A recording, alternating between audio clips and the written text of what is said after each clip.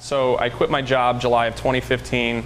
The deal she let me do this is that she let me quit my job and pursue this full time. And the deal was that I had a year to raise capital, to find pre-owned equipment, and to find a location.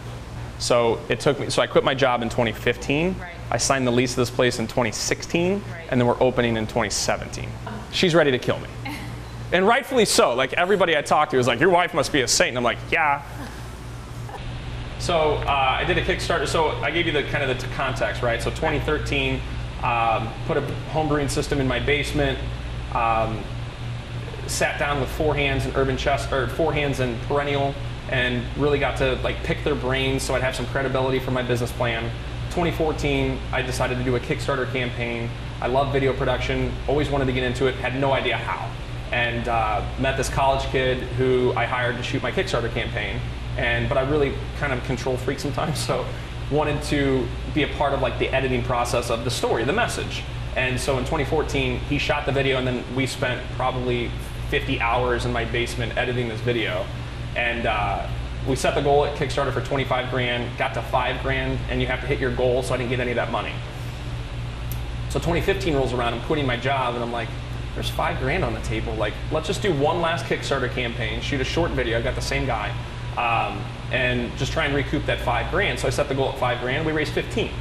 So that helped alleviate, to be honest, that the money we made off of it, because I had to do like backer rewards, so we made like probably 6 grand off of it, but that went towards a fermenter, right? So like that helped alleviate the equipment. That's killer. Yeah, because the equipment was 200 plus grand. So the hockey theme's always been like my baby. Like, I've been playing hockey since I was 8 years old. I still skate today. Absolutely love it. It's in my blood. And so what I've learned from the other breweries, it's a name of your brewery is your extension of your personality.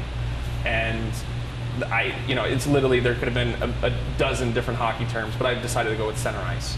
Yeah, finding the building. So when I quit my job in 2015 to really August of 2016, it took me a year to find this location. I went through hundreds of locations with one of the best dudes in the world. He was my real estate guy, Brandon Duncan. We looked at properties. We actually looked at side projects building. Like, we almost signed a lease there, and then I went out to Baldwin because I thought I had a better deal, and that fell through. And then I went back to Maplewood, and then because then side project took that spot. So I like Maplewood. And I live in Webster, Shrewsbury area, so that would have been close. But everything in Maplewood just fell apart. And then I had a deal in Chesterfield that I thought for sure we were going to sign the lease in Chesterfield. And the city of Chesterfield, we had a pre-planning meeting with them, and they said, there's really no reason for us to meet. You're within 100 feet of a church.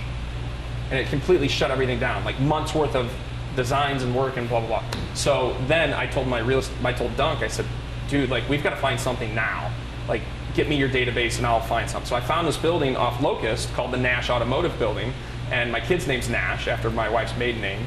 And I thought, this is it, the holy grail. Like, and I walk in, I'm like, this is going to cost an arm and a leg to redo this building. But the leasing brokers had this space. And they're like, let us show you one more space. And we walked in, and I was like, this is it. So that's the story. So I want it to be the best place in St. Louis to watch a hockey game, hockey fans, hockey community. Since I play a lot of hockey, I know a lot of hockey players here in the St. Louis world. It's an amazing community. I mean, just the philanthropic side of the community is unbelievable. There's so many events going on around the city. It's just, I love this community. So number one, hockey-centric for that. 2, since I was able to get my hands on old arena stuff, it's really a way of paying homage to old St. Louis hockey history. I'm younger, I'm 30. I don't really remember. I remember going to the arena, but I don't have the memories that some of these guys do. And it's unbelievable. So for us to be able to pay that kind of tribute is really, it's special. It's huge. It's huge. That's awesome. And then the beer, like, we want to constantly experiment and push the envelope of creativity and make beers with different fruits and spices and yeast strands and barrels.